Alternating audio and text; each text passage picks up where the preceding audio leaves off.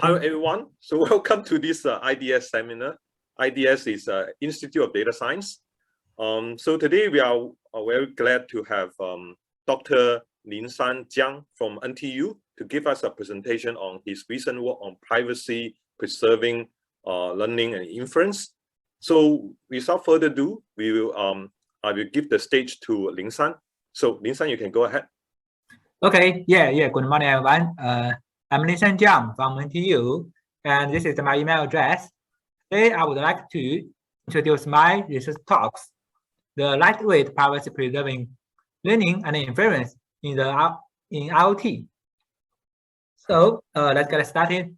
IoT will be a main generation infrastructure with more than 13 billion connected devices. It will generate 5 quintillion bytes of data every day, and there will be over 41 million connected IoT devices by 2025. IoT will be the largest computing infrastructure consisting of 3 layers from edge, fog to the cloud. And for the cloud, there are always the data centers, and for the fog, the computing nodes, including the workstations and personal computer. And for the edge devices, they are closely to daily life, including the mobile devices and the smartwatches and etc. So an important research problem is how to extract the knowledge from the massive IoT data with the 3 layers of computing capabilities. To address this problem, a new concept, AIoT, is brought up. AIoT is a combination of AI and IoT infrastructure. For IoT, it helps to build a better application, and for the AI, the massive data improves the development of AI technologies. The learning phase and the inference phase are the basic component of AI. So from the learning and the inference phases, now we analyze the layers capability. For IoT devices, they can sense data and make a lightweight calculation, but they cannot execute any neural models. And for the edge devices, they can sense data, execute the lightweight neural models, but they cannot train any neural models. And for the fog and the cloud, they can train and execute the mild or the complex models, but they cannot sense data since the data is generated from physical environments. So due to the separation of the data source and the machine learning computing power, the cross collaboration can help the 2 phases of AI. First, the cross collaboration helps the learning phase. The IoT sensing devices are spatially distributed and deeply embedded into the physical process. Thus, they can only observe a small portion of the whole process. As a result, their own individual knowledge base is limited. For example, if we want to construct a model that can recognize the type of flower, then we can develop a mobile app and let a large number of people to contribute the labeled flower images. So the constructed model can cover a wide spectrum of flowers. Besides, cross-layer collaboration helps the inference phase. The edge devices cannot execute the complex AI models. Here are some examples of the edge devices. For the Nokia 7 Plus, if we run the ResNet 16 model on the device, it costs over the 4,000 milliseconds for MNIST example. What's more, the AI models always have the RP issues. The cost of the model training may be very huge. For example, Google has cost over $1 million to train an NLP model. Therefore, the cloud is not willing to distribute the inference model to the edge devices. Thus, the cross-layer collaboration helps the inference phase. For instance, if the user to detect their stress, the variable edge devices can send the heartbeat and 3-axis acceleration data to the cloud, and the cloud can run the stress model to provide the application. However, the cross-layer collaboration meets the privacy concern, since it may concern the privacy-sensitive information as IoT data are always sensed from daily life. Here, I show some IoT application which is sensitive to the privacy. For the human activity detection, the data from the 3-axis accelerator may contain the information related to the object's sender or the age. Some malicious company, they may misuse the information for their advertisement. And for the wearable health monitoring, the signal from the reflecting infrared sensor may leak the user's disease. Thus, the insurance company may misuse the information to increase the insurance fees. There also exist some real cases of the privacy leakage. It has been reported that the Amazon and Google, they are listening to you for your voice recording. Some hackers have attacked some datasets for the private information. Therefore, privacy-preserving learning and inference mechanisms for IoT is needed. Now, I will introduce the system and the stress model among all the works. Our system mainly consists of the two players, the participant and the coordinators. For the participant, out any devices or the edges, they will send the processed data or the features to the coordinator, while the coordinator will train or execute the neural networks for the training or the inference purpose. In our system, the main privacy threat mainly comes from honest but curious, resourceful coordinator. Here, honest means that the coordinator will coordinate the proposed scheme, while they are curious about the participants' private information. And meanwhile, there may exist potential collusion between some malicious participants and the crowd. This is the learning phase from the training and the inference. Now, I will present the works on the training first. Privacy-preserving collaborative learning has received research recently. The existing studies can be classified into several categories. And the first category is the distributed machine learning. The key idea of distributed machine learning is that the participants will train their local models and then exchange and upload their models. After an iterative process, their models will convert and capture the data at all participants. But in this process, the training data are not exchanged. So example of the distributed machine learning include the machine learning, collaborative deep learning, and the more popular, the federative learning. However, the drawbacks of the distributed learning approach is that the local training is infeasible for resource-constrained IoT objects. And it also incurs a higher communication overhead in the learning iterations. Another category, the training data encryption or the training data obfuscation. The key idea is to encrypt or obfuscate the training data before feeding into the learning algorithm. The homomorphic encryption has been applied for this purpose because the encrypted data can still be used to compute the polynomial of the original data. However, the homomorphic encryption is too compute-intensive for IoT objects. Random Gaussian projection has been used to obfuscate the training data. Originally, this approach can only support a single participant. Recently, a synthesis paper, this approach is extended to address the multiple participants. However, this approach is only applicable to distance-based shadow learning approach. And there is also a clear privacy vulnerability that it may reveal the information of the random matrix in some cases. Now, I'll present my approach.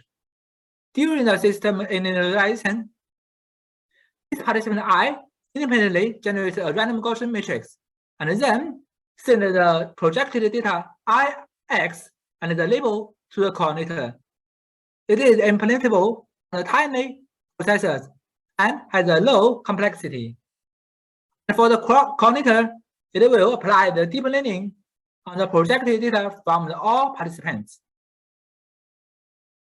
Discuss about the random Gaussian projection first. The random Gaussian projection is a distance preservation method it is an implementation of the Gaussian linear trace lemma. And because of the distance preservation, it is learnable in feature extraction for distance-based classifier. Random Gaussian projection has a property that if R is unknown, it is computationally difficult to reconstruct a meaningful X from Y. Thus, if R is unknown to the coordinator, we can ensure the privacy. Meanwhile, if we adopt the different R's for different participants, it can preclude the collusion between the participants and the coordinators. However, applying the different R's is a new challenge of the learning. Now, I will show this challenge. When we adopt the different projection matrices to prevent the collusion, we can see that no single linear transform exists to effectively extract the features. So this may introduce a challenge to the unsupervised feature learning. Now, I use an example of a 4-node system with 2-dimensional data with 2 classes represented by the 2 different colors. This figure shows the data projected by each participant. We can see that for each participant, we can easily find a hyperplane to separate the 2 classes. However, when all the projected data arrive at the coordinator, they will be mixed together, and it is difficult to find a simple hyperplane to separate the 2 classes. It is because that it significantly increases the complexity of the mixed projected data. Our question is that whether the deep learning can address this challenge. We answer these questions by extensive evaluation. Compare our approach with a number of baseline approaches. Our approach is a Gaussian random projection plus the deep learning. And the baseline approaches are the combination of the different privacy and the different linear approaches. The first one is the Gaussian random projection plus SVM. We use a grid search for the RBF kernels, but it costs several days. And the second one is the Gaussian random projection plus the non-collaborative deep learning. In the non-collaborative deep learning, it means that the coordinator will build individual models for each participant. And the next one is the noise addition plus the deep learning. And the noise addition shows the different privacy. And the last one is the noise addition plus SVM. The noise addition approach and the Gaussian random projection approach protect the confidentiality of raw forms of the training data. So in this work, we use a raw data reconstruction error as a common criterion compare these 2 approaches. Under the noise addition approach, to achieve an epsilon value of around 50, we need a noise variance of about 52. And to achieve an epsilon value of 10, we need a noise variance of more than 1000. Under the Gaussian random projection approach, how we assume that the coordinator knows the distribution of the random matrix. From our evaluation for MNIST data, with standard normal distribution, the average raw data reconstruction error is around 400. To make the 2 approaches comparable, choose the proper epsilon value to achieve the same raw data reconstruction error, which will be shown later. Now, we first saw the results on the MNIST. We designed a convolutional neural network with 2 convolutional layers, 3D layers, and max pooling. On the original data, we can see that this network achieved about 96.7% test accuracy on the original data. We also use the live SVM to implement the SVM baseline, which achieved about 98.5% accuracy. And this figure shows the test accuracy of different approaches versus the number of the participants, which is up to 400. You can see that when the 400 participants are in our system, our approach can achieve around the 97% accuracy. And when the number of the participants increased to 400, our approach has a test accuracy drop around 80%. And for the non-collaborative linear approach, we achieve a slightly lower accuracy compared with our approach. However, it requires the participants to render their identity to the coordinator in submitting the data, such that the coordinator can build the respective model for each participant. Differently, in our approach, we do not require the identity information.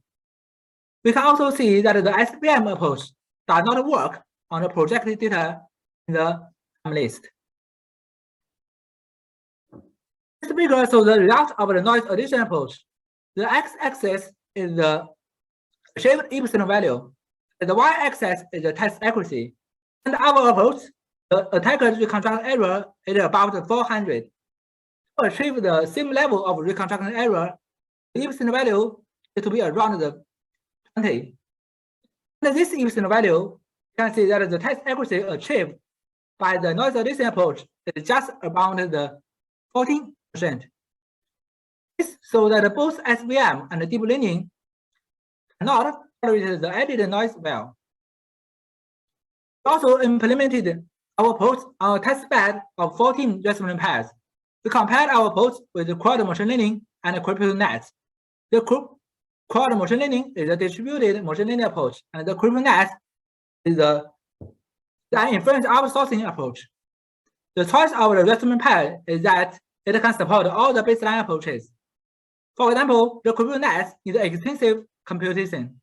Note that our approach can be easily implemented on the mote-class platforms. The table shows the method computation and communication overhead. We can see that the quad machine learning incurred 4 times of the communication overhead, while it incurred more than 300 times of the computation overhead compared with our approach. And during the inference phase, Kubernetes incurred about 2.6 million times computation overhead compared with our approach, since it is a homomorphic encryption approach. In summary, this work will propose a lightweight, privacy-preserving collaborative learning approach. In this approach, each participant run random Gaussian projection to project data, and the coordinator applies the deep learning to learn a good model. From our evaluation, we can see that our approach is better than the non-collaborative scheme, SVM, and the noise addition approach. From our implementation, we can see that our approach is suitable for IoT objects, since it has low complexity. And in this work, we also have more evaluation results on the other datasets. It can be found in the following paper. Now, assume that some devices, like the advanced smartphone, you can train the partial of the model. In this case, a same model can be partitioned into the 2 parts, and the first part of the convolutional layer can be trained on the smartphone. And in this way, the transmitted packet will contain the extracted features instead of the training data, which can reduce the transmission overhead and can protect the privacy of the training data. However, the transmitted features is still contain some private information space. Thus, in this way, we need to protect the features of the privacy. Can I ask a question? Sure. From the conclusion of your last slide, one of the conclusions that strikes me most is why the results of the non-collaborative approach are the accuracy is a bit lower. You showed in the results, because my intuition would say that the non-collaborative approach would always have more accuracy. So why do you think that's the case? What's the main reason? Sorry, I cannot follow you. So can you repeat? Yeah. So if you go back I think 2 or 3 slides. So you mean this work or the previous work? Previous one, yeah. So okay. Yeah, this work. Yeah, this slide. Yeah, the previous one. Okay. Yeah. So why is that the non-collaborative approach has a worse accuracy, given that I would assume that you use the same kind of features than the collaborative approach? Okay. Well, so the main factor, in fact, the non-collaborative deep learning is due to that it has a as data. I mean that if we separated the training data into the, for example, the 14 participants, and then for each participant, they can sense the lower data than the whole data set. Thus, it limits the feature extraction from the limited data. And here, the test accuracy shown by the non-collaborative deep learning is the average non-collaborative deep learning test accuracy among all the participants. So you mean among all the 400 participants? So is all right. The same? Okay, but shouldn't it be at least higher, like the results? Because I would assume that you're pulling all the data together with no encryption or anything, you would be able to construct better features that would improve the accuracy of the model. So that would make the non-collaborative approach have a higher accuracy than the collaborative approach in the test data. Yeah, I agree with you that if for each participant it can sense more data, test the accuracy of the non-collaborative deep learning can be increased. Okay. Because the two approach comparable, so we control the whole data set. We mean that the whole training data, and in the real cases for each participant, it cannot sense every data, or we say that it cannot sense too much data since it is just low power the IoT sensors. So and I also want to add that the main advantage of collaboration is to increase the wide spectrum of the data. So we cannot assume that for each participant it can own too much of the data. If for each participant it have a complex data, or we say that it have too much data, so there is no need for him to do the collaboration between each other. Okay. Thanks for clarifying. Okay. Okay, so let's go back to this work. So in this work, so we have evaluation on the MNIST, and the evaluation on the MNIST shows that our proposed the participant DPCNN has a small classification accuracy job with a strong privacy guarantee on the features. Now I'll present the works on the privacy preserving collaborative inference approaches. For the privacy preserving collaborative inference, it has received the research recently, and the existing studies can be classified into two categories. And the first category is the homomorphic encryption on the inference. It homomorphically encrypted the inference data samples and inferred the results on the HE domain. However, the neural network model are special designed with some limitation on the activity layer, and it is also an enterprise setting that is too computer intensive for edge objects. And another category is the neural obfuscation. In neural obfuscation, it is proposed using a neural network model as the obfuscator, in which the input is the original data samples, while the output is the obfuscated data samples. And there are some three works that defending against the external airdroppers for privacy preserving purpose. In detail, they are aiming to design the neural networks such that they can prevent the malicious airdropper to extract the meaningful privacy sensitive information. Now, I will use the UBCOM19 paper to illustrate it in more detail. And in this work, they are assuming a trustworthy crowd that collaborates with the device to retrain the inference network and train the neural obfuscator. After the training process, the crowd distributes the trained obfuscator to the device, and the mobile devices will run the obfuscator to obfuscate the data. Thus, in this way, well-trained obfuscator can prevent the malicious airdropper to extract the privacy-sensitive information. The other two papers, they are based on this framework, and they propose a more strong and efficient training ways to improve the obfuscator. However, in their design, they only consider the external airdroppers rather than an honest but curious crowd.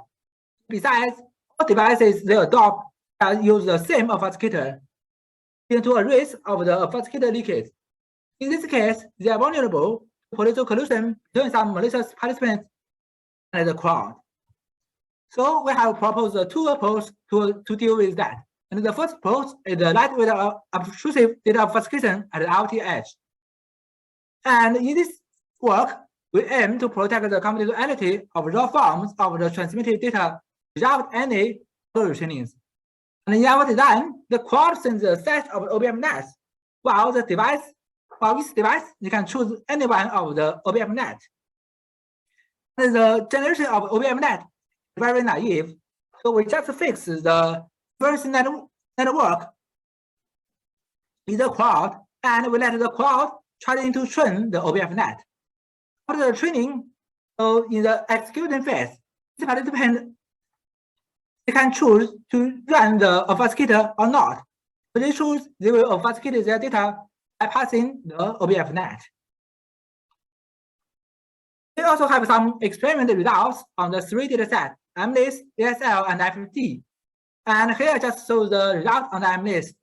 We can see that our approach only have a small accuracy job. And we also implemented our approach on some edge devices, for example, for the edge GPU. And from these results, you can see that it is a lightweight privacy preserving approach in the inference phase. However, the above proposed approach also meet the concern of the advanced private attack.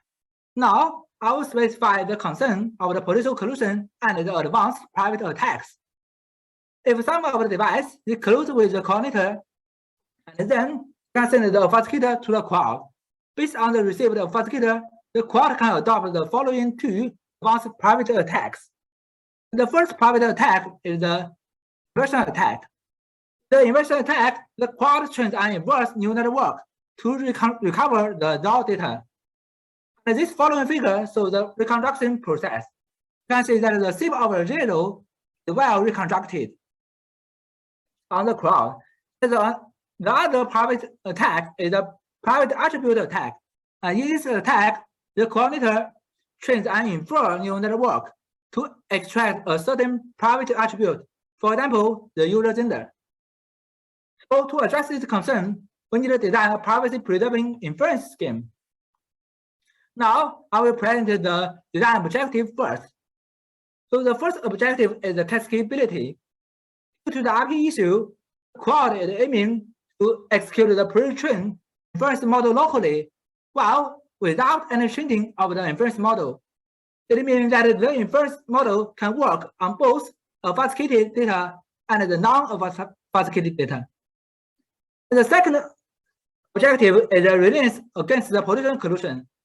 Here, we are aiming at the heterogeneity of the obfuscator, such that the obfuscator executed on the different devices are much different.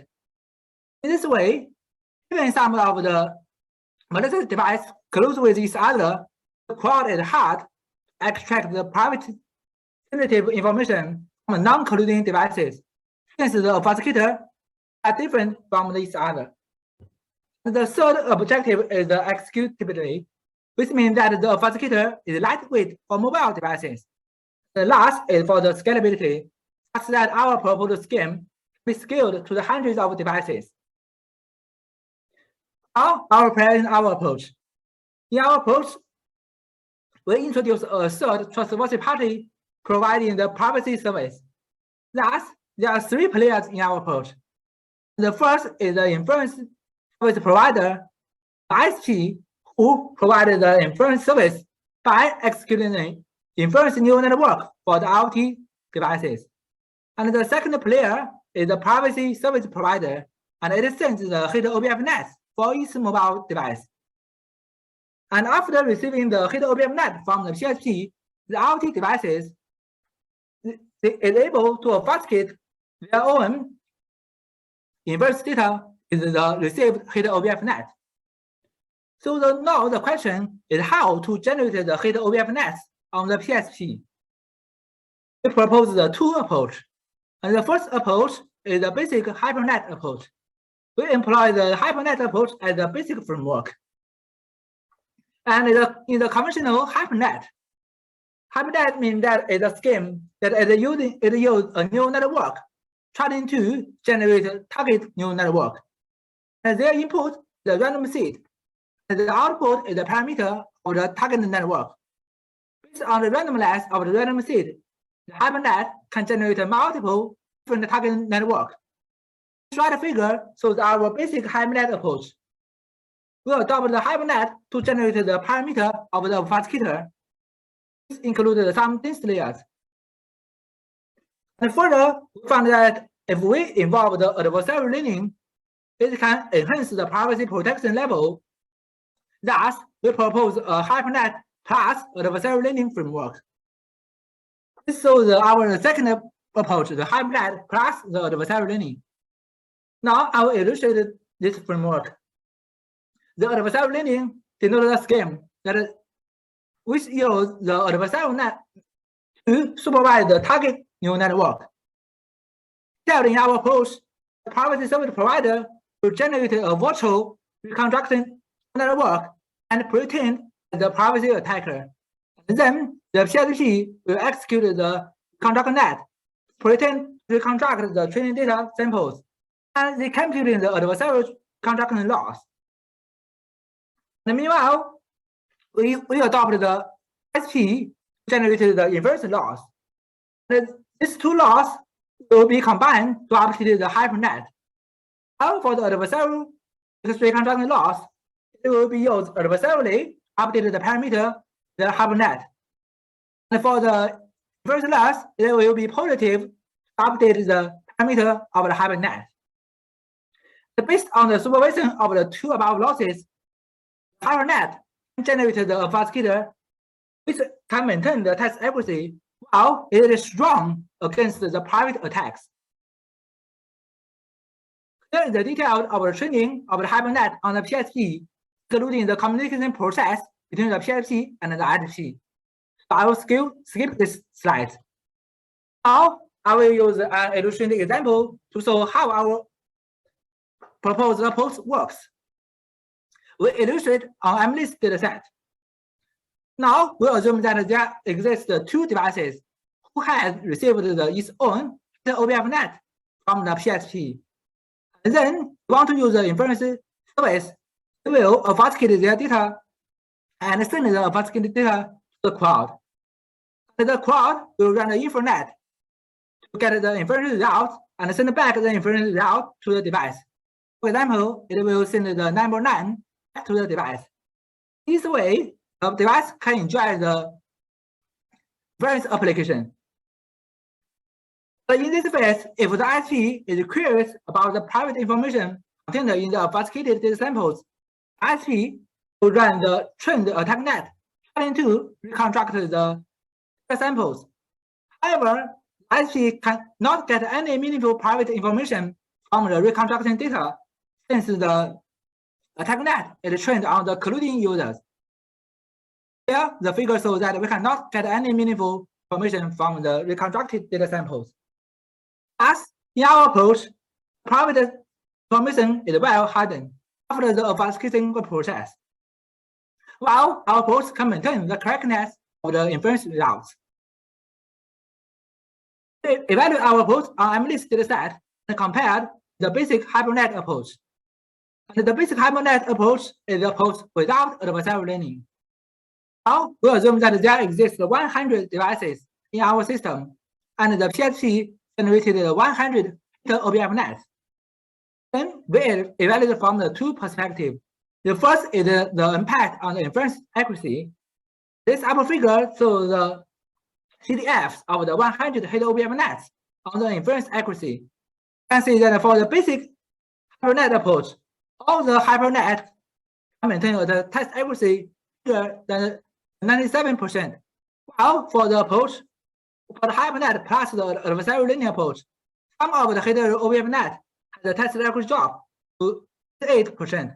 But almost all the hidden OBFnets with the adversarial learning maintain the test accuracy bigger than 19%. And for the resilience against the conclusion is the mean square error between the reconstructing data and the original data as a metric. Less MSE in the worst privacy leakage. This figure shows the CDFs among the 100 hidden OBFnets. You can see that the hidden OBFnet generated by the approach with adversarial learning is mostly stronger than the inversion attack for the approach without adversarial learning. From the two CDF figure, you can find that the approach with adversarial training is more efficient against the inversion attack, but it may lead a small job for the inference test accuracy job. We also select some extremely case that the basic approach is hard to against the inversion attacks. Here we saw one of the examples is the right figure, is the right part of the slides. We can see that in this case, the reconstruction image fixes the shape of 0 roughly in the approach without adversarial learning. Now in the approach with adversarial learning, the reconstruction images not leak any meaningful information. We also evaluate our system on the following IoT applications. First application is the human activity recognition application based on the data collected from the RMU. In the RMU, private information contains the identity, gender, and the age of the human users. And the second application is the pupil environment monitoring. In this application, the pupils in sample will wear a smartwatch that is able to monitor the environmental activities. And in this case, the location information hidden in the sensor is privacy sensitive. And the third application is the driver behavior recognition. In this application, the car insurance company may monitor the driver behavior to prevent the pollution accidents. It will bring up the alerts if the driver drives the car in a wrong way. In this case, the identity and the gender is privacy sensitive, especially for the misuse of the insurance company. And the evaluation results on the three applications are in my synthesis. So I will skip showing them. From these results, we can see that our proposed approach defends against the private attacks while maintaining the test accuracy. We also implemented our system on a computer and the data nanos and a smartphone. Here we use a computer as the PHP, and we regard the data nano or the smartphone as the IoT devices. You can see that the generation of the OBMNet is very fast, and the execution of the OBMNet among these applications is also fast. It means that our approach is lightweight on the IoT devices. In summary, so in this work, we propose a cascadable and collision-resistant privacy-preserving inference approach. In this approach, the ISP provides the inference service while the PHP generates the hit OBMNet. And the IoT, for the IoT devices, it obfuscates inference data samples with the hit OBMNet. And our approach is against the private attacks, and it is suitable for IoT edge devices. Now, this is the presentation of me today. So, any questions?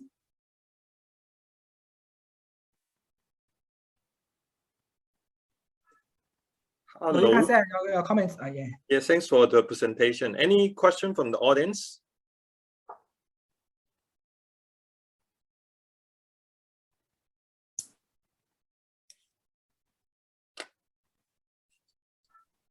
So in fact, I actually have some doubts on the second piece of work. So this work or the second piece, yeah, the second piece is you are saying, this is learning work. Okay. Yeah. So I was just I actually not quite understand. Okay. So not quite follow your second piece of work. So I was trying to understand. Okay. So can you clarify about can you give me one example about the attack and in the real world to see how actually is looks like? For this work, so we do not consider about the more private attacks. So in this work, where our key idea is that indeed we can train some of the lightly layers, for example, for the CNN layers on the smartphone. And then we can transmit the feature to the coordinators. And in this work, so we added the DP noises trying to protect the features. And finally, the coordinator get a common model after the training process. For the pervasive attacks, so we're mainly considering from the inference phase.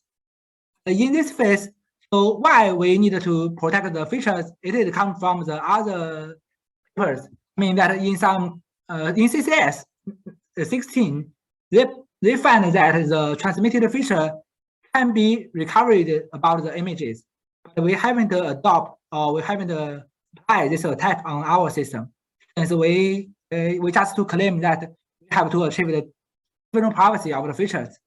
So you basically you worry that the coordinator is there is some leakage to the coordinator.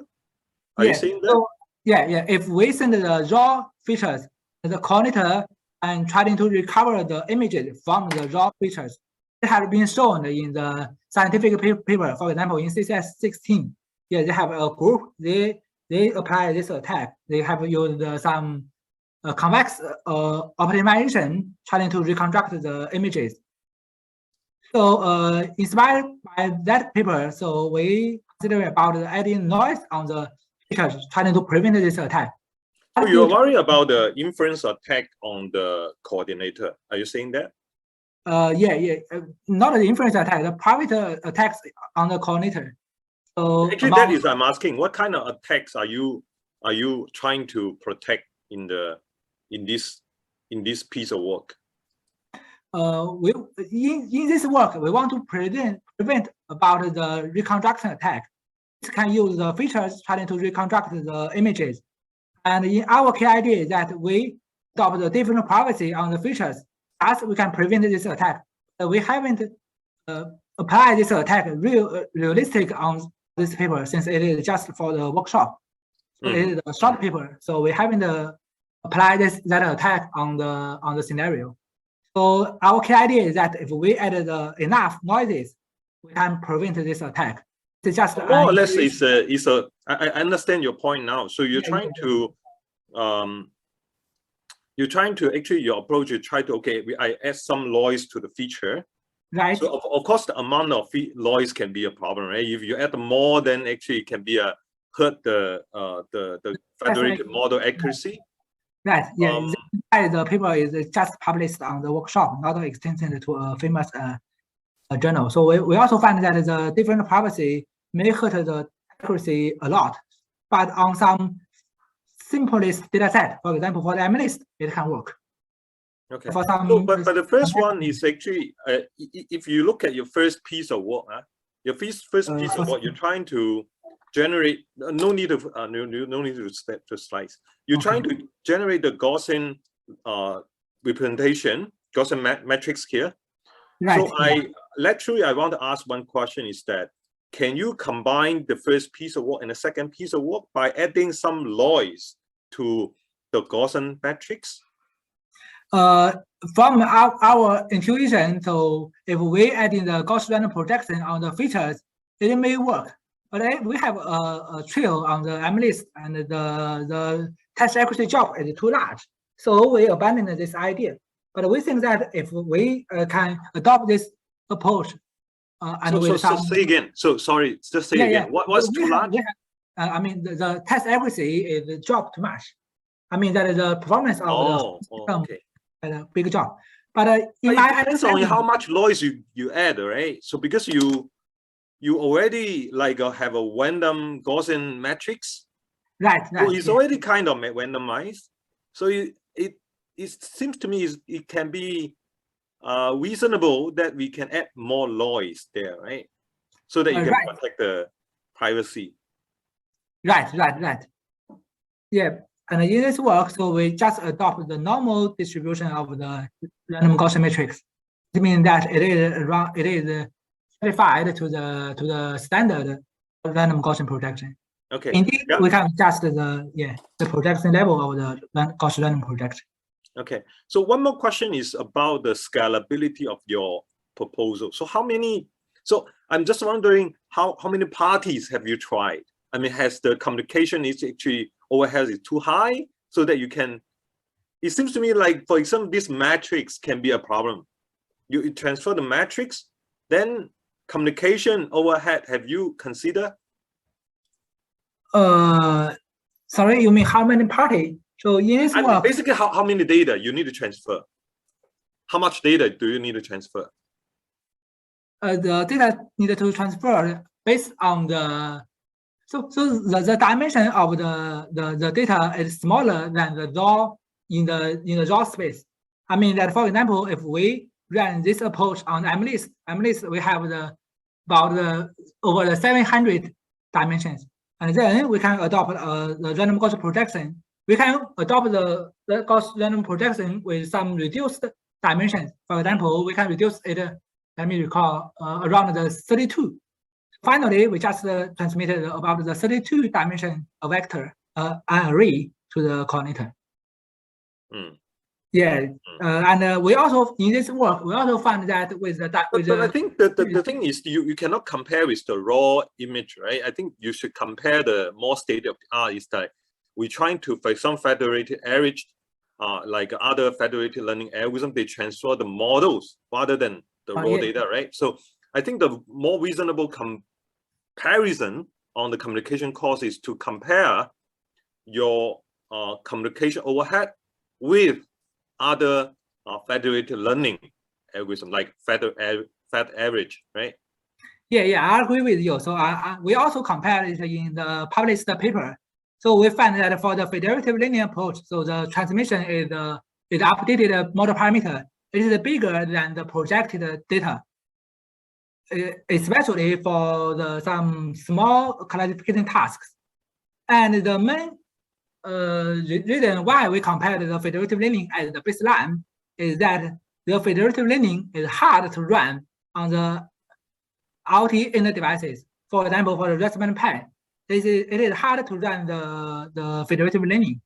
So that's the main reason why we have not compared our approach on the federative learning. We aim to claim that our approach has a low complexity such that it can be run on the low power devices. That actually surprised me. So actually that we can anyway, we can take it offline. So you say you make a claim that the Raspberry Pi actually doesn't well supported anyway. So we can take it I can claim more about it. In that we adopted the Raspberry Pi 2. I found that for the Raspberry Pi 4, or it can run some federative learning tasks on some simplest data set. Yeah, I found that. But the paper is published on 2019, and in that case, we only have the version of the Raspberry Pi 2. And on the 2, we cannot run the federative learning since the computation power is limited. But now for the Raspberry Pi 4, it costs about $70.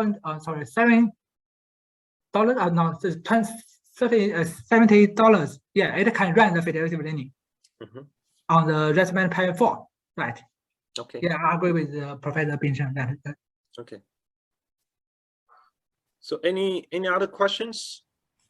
So I have a quick question. So yeah, so you have focused on so-called limiting the computing load on the edge nodes now. But as you just said, the edge node is going to be, the trend is that it's going to be more and more, computation. This limitation is less realistic, right?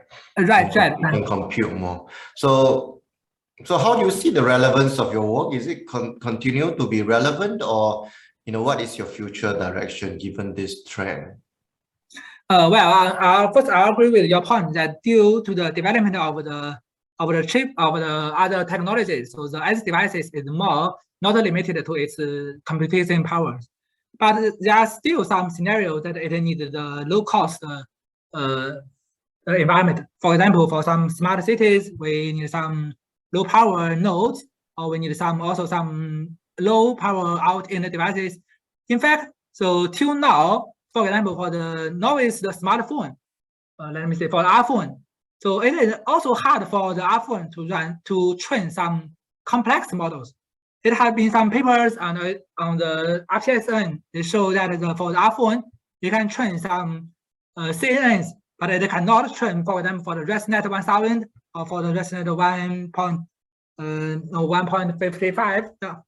Right. So I want to say that there are still some limitations on the edge devices. So we cannot say that the edge devices now is is popular, or we say the edge device is not strong comparable to the PC. So yeah, that's for the limitation of our works. And for the filter direction, so I mean, I want to focus more on the privacy attacks. It is not limited to the computation power on the edge devices. So if we consider about distributed learning system, for example, for the federative learning or some other, some other distributed learning system, so there also meet some privacy leakage. So in my future direction, I may abandon the limitation of the computation power and focusing more on the privacy attacks if I do some related research on this topic. Yeah. Okay, thank you.